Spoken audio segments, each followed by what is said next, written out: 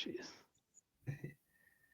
Welcome back to the podcast, League of Inches, final week one special edition. We'll be doing this all throughout the final series campaign. Got Luke from the Rugby League Lounge as well, along for the ride to talk all things finals for the next month of footy. And he's the lucky one. He's got a team in the finals. I unfortunately don't. So he'll be coming at this. He'll be a bit passionate. It's great. But one thing I like about Luke is he does say it how it is. So, Luke, welcome back. It's good to talk some footy with you. This next month of footy for us, Footy Tragics, probably the best time of the year. G'day, Joel. Yeah, no, looking forward to today. Obviously, it's easier to be more invested with your team, isn't it? But like you said, yes, you love footy, you love finals, no matter who's in it. So sometimes it'll be more enjoyable because, yeah, as soon as there's kind of this, this dull feeling when your team gets bowed out and, and let's face it, more than not, your team doesn't make it to the final dance or even winning the premiership. So, yeah, it can be a bit more of an enjoyable ride. So I'm looking forward to it. It's going to be a roller coaster, I'm sure of it. But, yeah, it's going to be great. Yep, exactly right. Can't wait for it. Let's talk about the first game, and it's your featured team in it straight off the bat. The Brisbane Broncos, second place against the Melbourne Storm, who finished third. So a rematch of last week. It's completely different looking teams, though. What I've got as well, it's Friday, obviously 7:50 p.m. at Suncorp Stadium. I've asked random stats guy to hit me with a couple of stats I can give out. So I want to read the stats out first. When it comes to this game. So for the Broncos, they obviously, we've all heard about it. They haven't beaten the Storm at Suncorp since 2000 and I think it was 9, and they lost their last 14 games against them as well. So massive there. For the Storm, they've lost their last 2 finals games actually, so they're not on the greatest finals run streak. A couple of other ones he's sent me through later on as well, which I've got to read out because they're pretty interesting. The third place team has only beaten the second place team 3 times since the current finals system. The Bronx haven't beaten Melbourne in a finals game at Suncorp in their history at all. And they haven't beaten them in the finals since that 2006 grand final. So a lot of stats to be thrown out there. So please mull over that when you're doing your tips. I don't know if it's going to help, hinder. I'm one with stats. I find them funny. I know that they're always there, but it always gets them in my head and things like that. But let's quickly go over the team lists as well before I get your thoughts. Just on the Broncos, pretty much back to full strength. You got Adam Reynolds back, Patrick Carrigan, Katoni Staggs is back in the centres as well. The interesting one, Corey Oates, not named. They've chosen Jesse Arthurs for the wing spot instead. For the Storm, just basically it's Jerome Hughes does make it back. So there's a lot of talk about him. If he will be fit, if he won't be fit, he is fit. So is Harry Grant. Both come back into the side. Nick Meaney does get the number 1 spot over Pappenhausen, but Pappenhausen goes to that sort of roving role on the bench as well. Tyron Wishart is the unlucky man that gets the 18th man spot. So, Luke, I want to know your general thoughts first as we talk about this game. I know you're a Melbourne Storm fan, so you can first either tell me why you think you guys have a good chance in this, or what just your overall thoughts are. Yeah, I think just in general, when your team versus the Broncos, even when the Broncos aren't like they are at the moment, even if they're, struggling to hit form, there is always something about playing at Suncorp, playing the Broncos, and it's just amplified now. Some finals footy, and we're seeing the best Broncos team in quite some time. And actually, they're probably the most entertaining team in the comp. While being that, they are legit as well. They are legit premiership contenders for me. Probably more so on the betting odds in the Storm. Saying that, like you said, a lot of the stats favour the Storm. They're a team that I don't fear when we verse them normally. This team, I fear a little bit. Payne Haas is a big reason, and Pat Carrigan is also adds to that as well. And also just even though we've got our sharp players, if you look around the fridges, if you look around our centres, our back row, it's not, as we all know, it's not as solid as it used to be.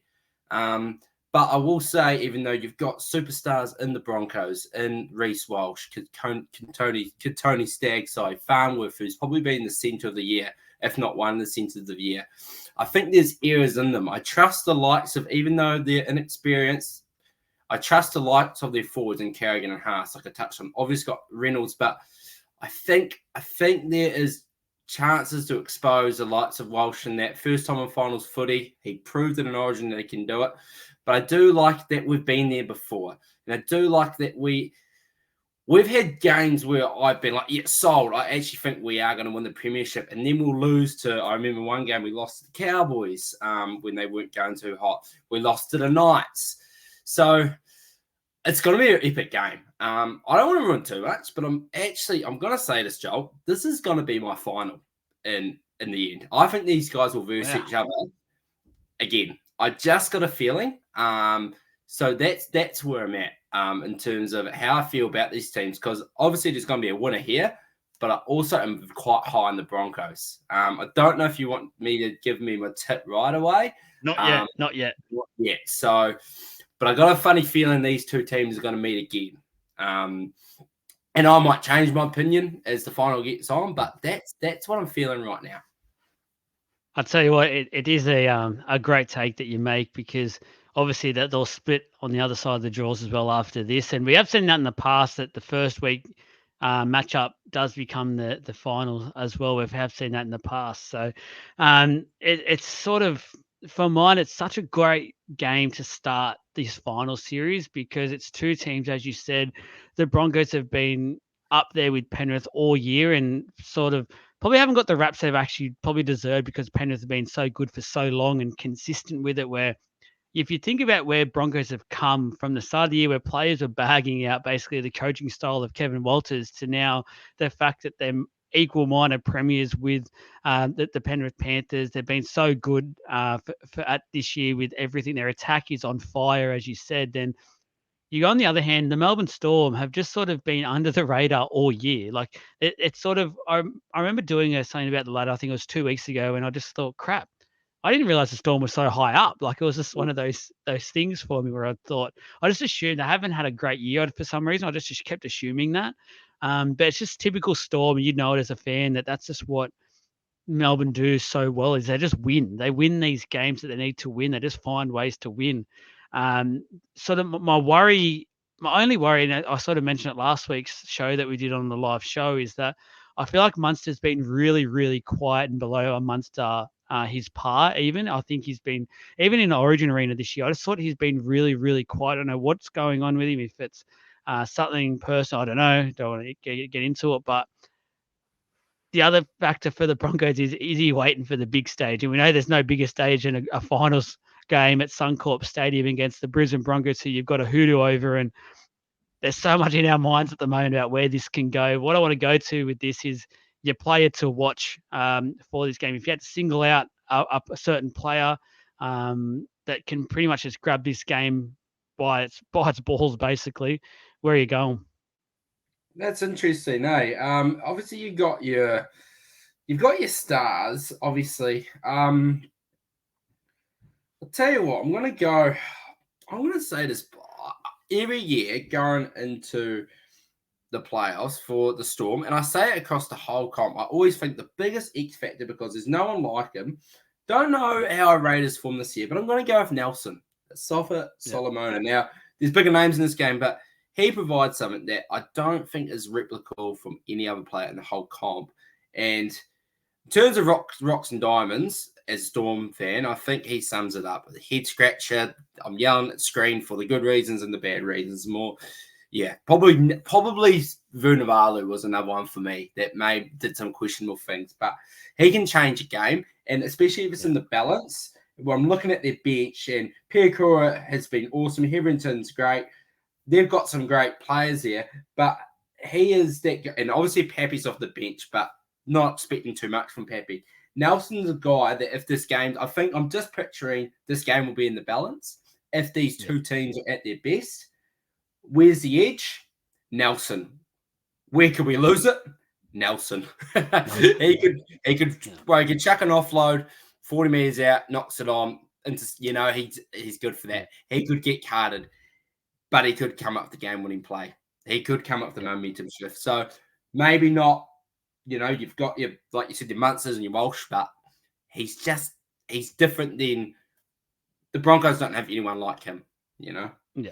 Yeah, I'm going. Obviously, I'm going one of the stars you did mention, and it might be the obvious choice, but I want to talk about him in a different sort of aspect than what people will probably be thinking. And it's Reece Walsh for mine, who I gave last week as my Player of the Year, and I just think what I've seen from him this year at those really big level games, so I'm talking Origin and things like that, is that he doesn't get intimidated. And I've got no doubt Craig Bellamy will be telling the Storm this week, get at him, like get into him, face in the dirt, all those old tricks, and just really niggle at him. But the one thing I've really liked at him this year is that when it matters in games, he hasn't let it affect him, and he just goes to that extra level every time. And we know how good he is with the ball, his speed, how dangerous he is, and the Storm, their edges maybe have been a bit iffy all year, and they've been swapping and changing a lot of that throughout the year. And it's going to be for mine. We've seen what damage Reece Walsh can do on the edges, whether it's if he throws a dummy and runs through, or he uses the ball. And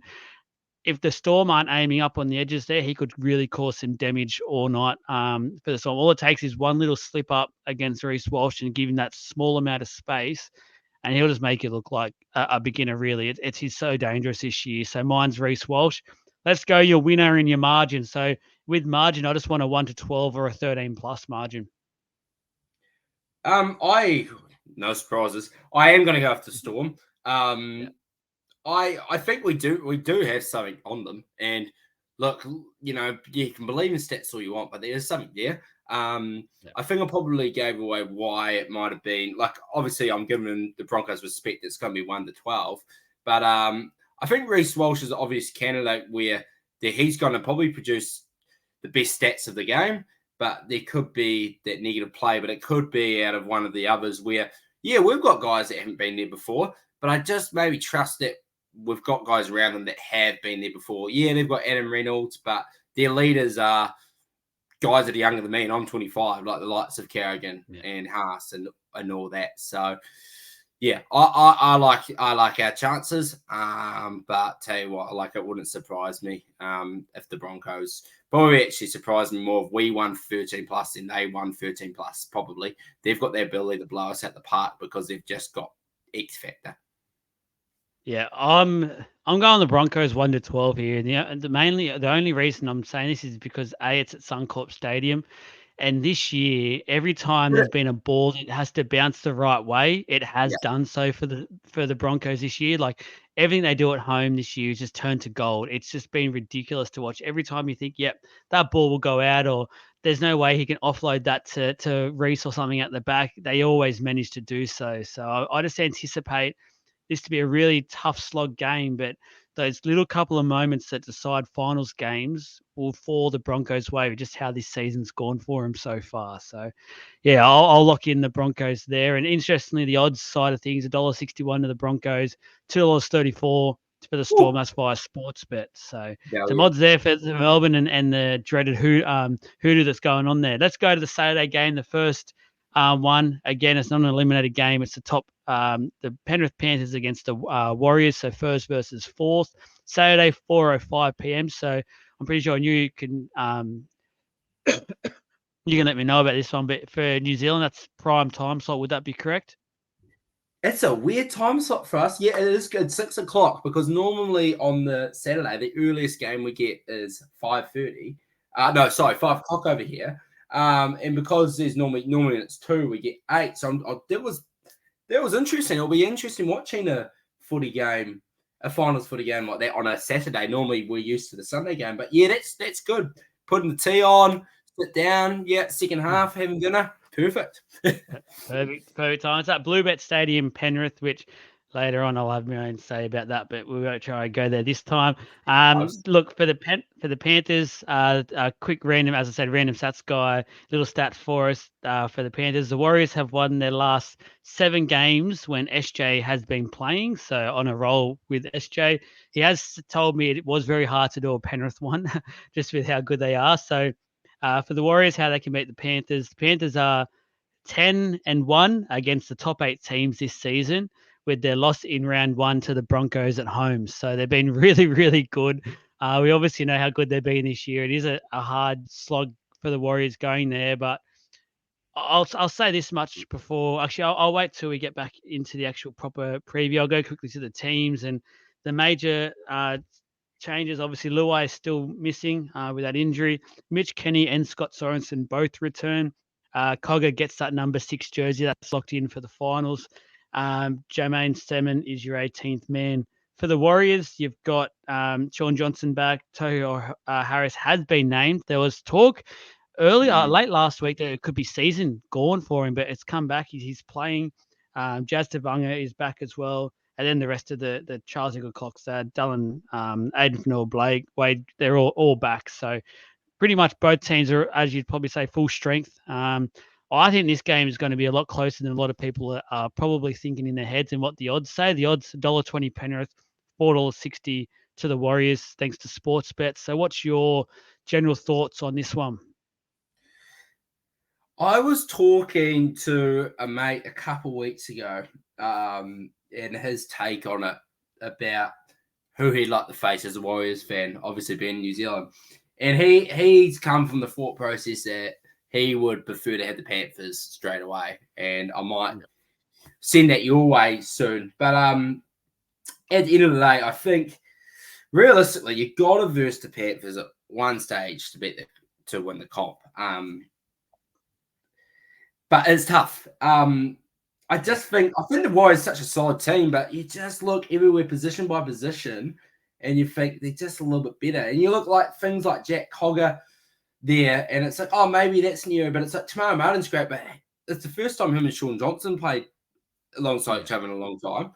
There's just not a lot of areas where I can see them match it, and they're just so their goal line defense, they're just great. Like they honestly are going to be. They should really be considered as one of the best teams of our, not even just the modern era, but of recent memory. But there's still something missing, and I think because their superstars are still young as well.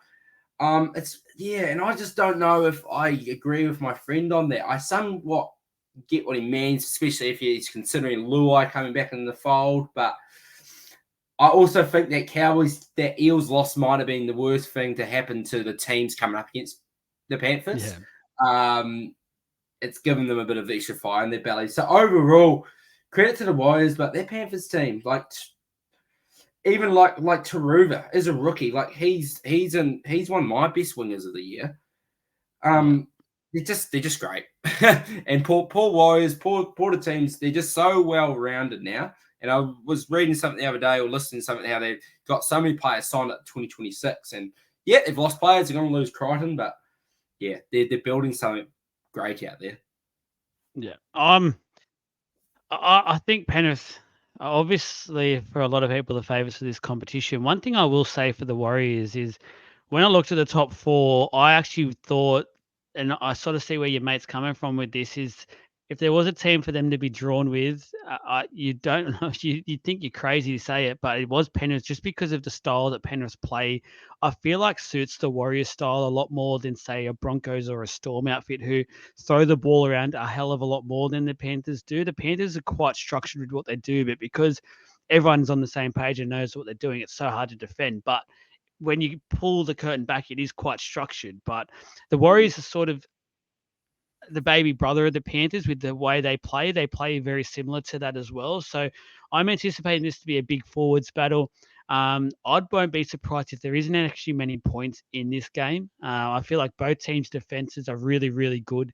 I'm worried about the Warriors leading. I would have liked them to have probably a top 6 team in like within the last month of footy, just to really test them. I think they've had quite a soft run. I personally don't like that. I know it means you maybe risk less injuries and things like that, but I think players, especially maybe 2 or 3 weeks out, just to have that harder team to see where they're at would have been ideal. But look, it's very hard to go past Penrith. They're a juggernaut at the moment. They get to play it at home, which would just be an absolute blackout there, and the atmosphere is going to be quite sensational. What about your player to watch in this game? I'll quickly go first just to mix things up. I've got Isaiah Yeo. For mine, Isaiah Yeo's been pretty quiet this year. Another one that's probably in that Cameron Munster mold where maybe because he set the hot bar so high in the last few years, we've been waiting for him to get back to that and really just because he hasn't got back, that doesn't mean he's playing badly, but it sort of comes across that way where I just think he's been slightly below what he has done in previous years and at rep level and things like that. Maybe he's one of those players that needs that rest in the off season. He's carrying some miles in the legs, but I feel like because this is going to be such a forward battle and it's going to be draining in the middle, his ball work that he can have with Cleary and things like that, just to mix that up when it's needed and picking that right time is going to be crucial. We all know that Warriors will be up and in with their defense, so he has to pick the timing right to do that. So he's my player to watch. What about yours? Well, as a different player, but that battle between him and Harris is going to be very vital, especially if a lot of other areas are cancelled out and Warriors, because let's be honest, like I kind of mentioned it, that there's a way that Panthers could just go and cruise control and kind of make it their game. But I think if it's tight, it might just come down to how fine-tuned they are. A guy that I just reckon is going to get himself involved. He's going to be a part of the result. I noted when he was selected with the Kiwis, and this was years ago, where if I looked at the Kiwi side, he was on the odd one out in terms of, don't know if he should be in there. And the big reason why he was in there was he was actually captain. Yeah. The reason is now, to add to it now, he is arguably the best winger currently on form, DWZ. He is going to get himself involved in this game, I believe. We think about the exciting tries, but he gets himself involved. He gets in there. Like I noted with that Kiwis, when he was in that Kiwis, he would do that and then he'd come out and be one of our best players. He'd play at fullback where he was. So come on, you compare our fullback to whoever their fullback was. I don't know if it was Billy Sutton. I think it might have been Teddy. And he created 8 out of 10 game. But he's in form. There was a try I think he scored. It wasn't one of those finishing tries in the corner that he scored. It might have been against the Dragons where he cut in. It was more he cut infield. He just wants it. And he's going to want to be a part of this result. Also, add to the fact, it's his former team as well. He's become a bit of an icon for New Zealand. Kind of a Manu-esque in a way, when Manu was scoring tries on the left-hand side with the obviously the curly hair as well. I've been so impressed with him. Yeah, defensive read sometimes questionable, but he's going to get himself involved, and that's why he, for me, is the X factor. Yeah, no, hard to disagree there. I've loved his form this year as well, and he was my winger of the year. Look, the winner and winning margin for mine, I've got Penrith in a tight one, 1-12. I don't think Warriors are easy beats at all. People who are thinking this is a walkover for Penrith are going to see another thing coming on Saturday afternoon. Who's your winner in margin?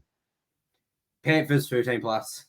Panthers 13 plus. I actually think it will be like 13 points. Yeah, I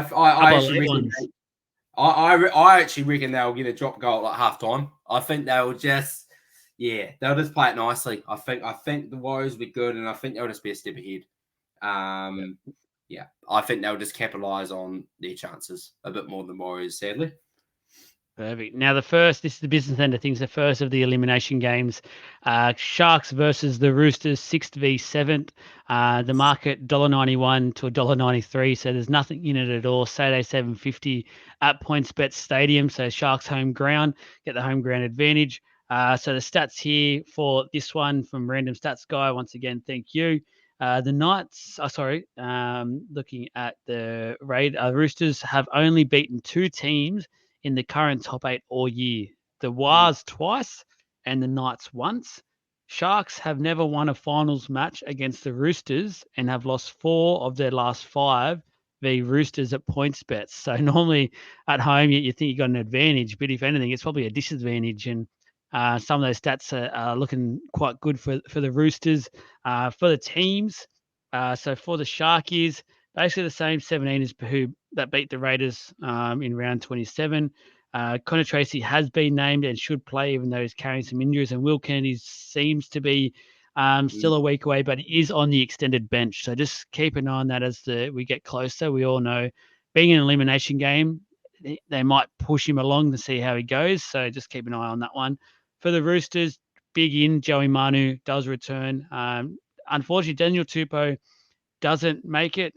He's looks like his season is over with that knee injury. So Junior Pauga will go onto the edge for Daniel Tupou, which I think maybe in other years might have been a bigger loss than he probably is this year. I don't think Daniel Tupou has been fantastic this year. So I don't think that loss is going to impact the result too much. So what are your general thoughts on this one? I was very curious to see what the odds were going to be. I think that might sum up a bit. Like Yeah. I know who I'm going to tip when we get to that, but it was one of those ones where I do not know how good these teams are. In terms of roster, in terms of our thoughts before during the preseason, look at the other two teams' elimination. You'd put them above the Raiders. You'd put them above the Knights in terms of disperception. Obviously, both of them have found themselves below the Knights, and I believe they were both on the same amount of points as the Raiders as well. But it's just been one of those seasons where, as you said, their record against top 8 teams aren't fantastic. I can't believe we're seeing the Roosters here, but you still look there. There's quality. Obviously, Teddy hasn't hit his form, but it's really interesting. They've shored up some of their weaknesses. Obviously, a big defensive crisis at some point for the Sharks, especially I remember that Warriors game. They've somewhat fixed that up. This Roosters kind of look like they've got a spark. They're a bit more cohesive now, but yeah, I don't know. And I don't know if whoever wins this game, I don't know what it proves. Was that team that won it good, or was that other team not quite up to scratch? But yeah, they've got quality coaches behind them too. It's a really interesting game, and I'm interested to know your thoughts too, because Jeebus, these are two teams. If this is the grand final from the start of the year, it wouldn't have surprised me. But now it's like I don't know where these guys are at.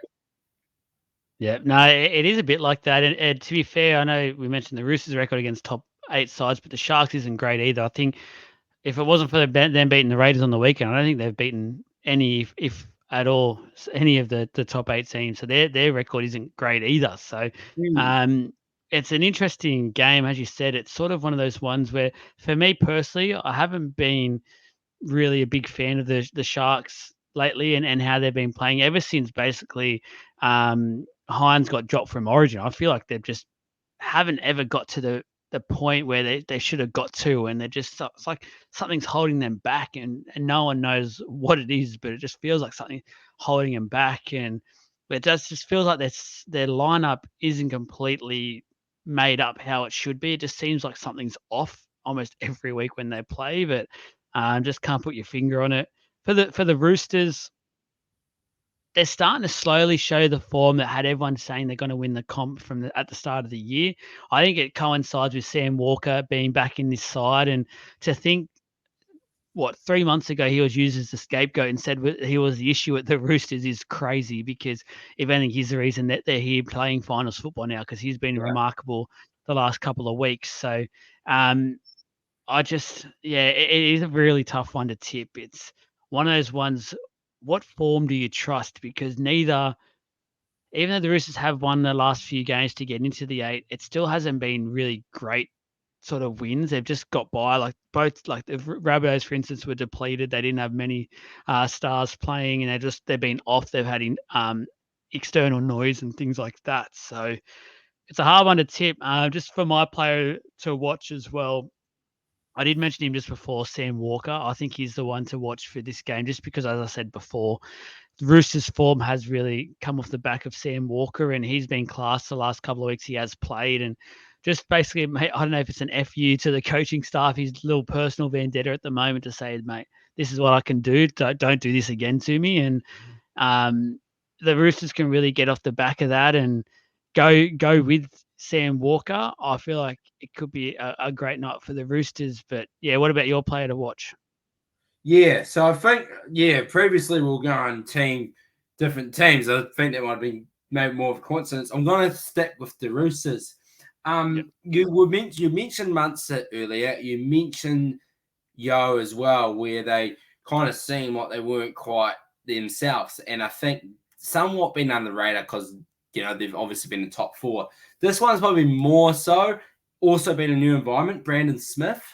My thing with X Factor is how can you be a difference in comparison to the other team, and you can't really see anyone else that brings what Brandon Smith does. And I look at this 4-pack, and if he can get some really good go forward going from himself or take advantage with his ability just to sneak any gap and get that finals feel about him. Maybe he's like, all right, this is me. I've been in the grand finals. I've been in big games.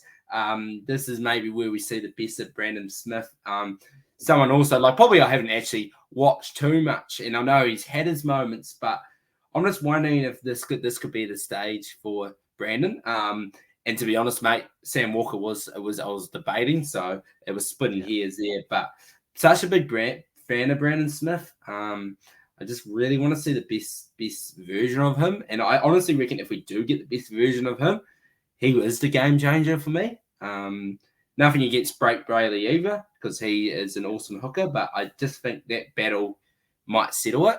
And that's where the Cheese could win the game for his team, potentially. To be honest with you, I know a lot of people are talking about his pay packet and things like that. He hasn't earned his pay packet all this year, but honestly, he could earn it in one game. If he could have one of those games we know he can have, then I'm sure Roosters fans and everyone else will go, you know what, he's earned his money. He's got to that level that he was showing when they signed him. So let's get to the winner and the margin as well. So for mine, Roosters will get this done 1-12. Don't think they'll run away with it as such. I still think they're finding some things in their attack, but I think they'll do enough to get past, as I said, a Sharks side who, for mine, just haven't been there for the last few weeks. I agree. Even though I kind of probably sound a bit negative on both teams, I will say I was somewhat impressed by the way they actually took advantage. I ended up watching it later, and the fact I watched the first half, and they got it done, and they just, maybe it wasn't the most fantastic thing in the world to watch, but look, like you said, Turbo's out, like they're down on troops, like some of these names, like even though they've got stars there, they're guys that I hadn't watched before or barely knew of, but they have been making it work more so than the Sharks, more convincing than the Sharks, I must say. And I think coming out of that Rabbitohs game is probably why I'm leaning towards them as well. And I am confident that Sam Walker. I'm such a big Sam Walker fan.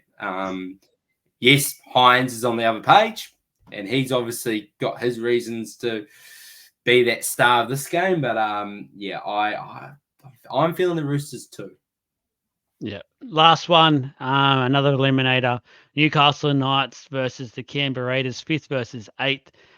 Sunday, 4 o'clock, McDonald Jones Stadium. How good to finals football, 4 o'clock time slot on a Sunday. That stadium will be packed in red and blue. $1.23 the odds for the Newcastle Knights. The Raiders are $4.25. The key stats here, once again, random stats, man. So the Knights, they haven't won a final under Adam O'Brien, losing in 2020 and 2021. The Knights have the second least finals experience of any of the other teams starting 17 as well. For the Raiders, the Knights haven't lost a Sunday game this season, winning 9 in a row. So they are Sunday specialists, and it's hard to look away from that in the way that the Knights have been playing so far in this amazing run that they're having. For the Knights, the team list, Kalen Ponga is back, Hastings is back as well, and Lachlan Fitzgibbon, all returning from injury. Frizzell, Dane Gagai, and Phoenix Crosland have also been named, who were all rested. So they shift Inari Turali and Dylan Lucas back to the extended bench. Fauma Unu Brown out of the team list. For the Raiders, Sebastian Chris obviously has been suspended, so his season is over. Albert Hopewadi was the man expected to get the call up, but it's actually been James Schiller who's been named to get that wing spot. So massive there for James Schiller. Look, the absence of both Corey Horsburgh and Josh Papali'i with suspension and injury as well. So there's some big losses there for the Raiders. But look, the thoughts, I'll go quickly with my thoughts for this game is I've got no doubt Ricky will have the Raiders up with that finals mentality going. It's us against them. And really get out there and get a job done. But I'm just concerned because I think form's everything when you're coming into the finals, and that's clearly what the Knights have basically over every team in this finals competition, is that their form is so good at the moment. They're doing things, it looks like, without even thinking. It's just coming natural to them at the moment. So um, really loving what I'm seeing from the Newcastle Knights, how they're playing. Ponga is clearly the star there, but it's so many other people are doing what they need to do to get the job done. And it's without those players like your Hastings and Adam Kluman, who was there, or your Tyson Gamble, they wouldn't be having the season that they're now having. And I really rate them in this final series to do some damage and take some big scalps with, as I said, that momentum's a massive thing. I just starting to think this is a mountain too high for the Canberra Raiders. Yeah, I agree, mate. It's a funny one. I was actually just having a thought there. The Knights, the backline of the Knights, they're kind of playing the best version. All of them are playing the best version of themselves. Like, and what I mean by that, I think the Cowboys were quite similar last year. Like, if we look at, like, Ponga's playing the best version of Ponga, he's arguably the best fullback in the competition right now. The Bradman best hype of actually fulfilling that New South Wales jersey and kicking on from that as well. And I've seen kind of the same things, obviously. And why I go back to the Cowboys is a lot of people predicted them to win the spoon, but then you looked at it like Holmes is, before he went over the NFL, look at he went Drinkwater. He has got all that potential, and all the players. And it might seem, that's easy, but for all of them to hit it at the right time is the key here. Hastings to have the impact, because we know how important Hastings was, but obviously the Tigers being wooden spoon obviously kind of marred, kind of affected how we viewed his impact. But and I was kind of scared that was going to happen with the Knights this year, but it's translated. And like you said, people have filled in. Marshall's hit heights. He obviously has all the attributes, but he's actually got there. Gagai has stayed consistent as well. And all them, like you said, the players that they're missing, you could arguably say maybe they have the advantage in the forwards. You take them out, and there's a clear mismatch there now. I wasn't looking forward. When I look at these two teams, I'm not really looking forward to this. And like you said, we haven't seen much of Knights in the finals. I kind of forget, and obviously not being an Aussie and not really been around it as much growing up in it, how much of a footy town Newcastle is. When this game kicks off, I know I'm going to be right in for this one. It's going to be awesome. Yeah. But it's just the first thought. I'm like, I'm not going to miss this. But yeah, I think there's going to be some atmosphere there. I can't wait. You just know there's going to be something special happening. One of those athletic tries, one of those moments from Ponga or something like that. Who's your player to watch? Oh, wasn't thinking about this. Caught me off guard, even though we've been doing the whole thing. Player to watch for me. Honestly, probably I am just going to say the obvious one here. I'm going to say Kalyn Ponga. I am. Yeah. I just think why I lean towards him is he is just finally, like I said, he is finally hitting his groove. And I think I'm thinking ahead for the Knights, and I'm thinking the more magic he's able to put together, the more he's stepping up a gear. And like you said, pull off some scalps. So I'm just looking to see where he's at each game, to see he handles finals footy. And I just got a feeling there might be that Origin 2022 feeling about Ponga this year. Yeah, you kind of allude to it, but I've got a feeling this won't be their only win in this series. So the obvious one, but I just think he might be the guy to watch. Yeah, I do agree with you, actually. I know it's pretty boring, but Kalyn Ponga, and what I like to look back on is sort of other final series and teams that have gone on runs and things like that. So obviously 2009, we've got the Eels, and it's off the back of a star fullback, Jared Hayne. The Bulldogs, Ben Barber. The Melbourne Storm had Billy Slater. Obviously the Roosters back-to-back had James Tedesco. So there's always that.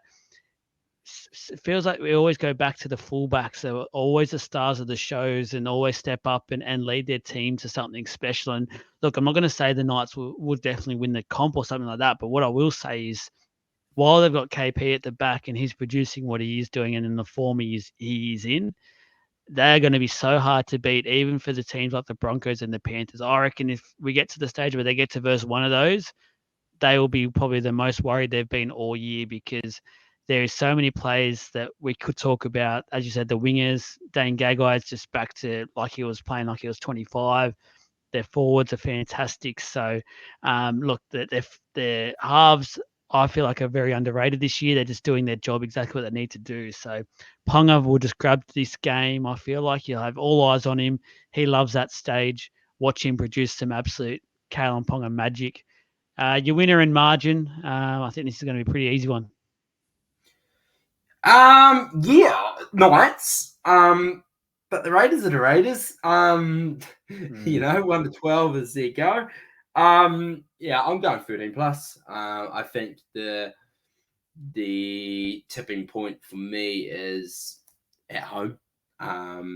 Yeah, I know we just talked about Ponga, but I just thought you mentioned the fullbacks. It somewhat reminds me of not a fullback, but Michael Morgan in 2017. It kind of trended more at the back end after an unlikely finals berth as well. But yeah, I'm going to go 13 plus. Yeah, no, that's I agree there. Newcastle 13 plus. I feel like they'll win this easy. I think the Raiders will be up for it the first 15, but then Knights will just run all over the top of them, and the momentum will be too hard for the Raiders to stop. That's all we've got time for, guys. Finals week 1 preview done and dusted. I just want to send a special thank you once again to Random Stats Guy for the stats. We'll have those each and every week. Once again, special thanks to Luke from the Rugby League Lounge as well. Please go and follow both of their pages if you haven't done so already. But yeah, League of Inches round finals week 1 preview done and dusted. As I said, new series. We're doing this every week for the next month in the lead up to the big game. Thanks, Luke, once again for coming on, and enjoy your finals week 1 footy. Cannot wait for it. It's almost as good as Christmas.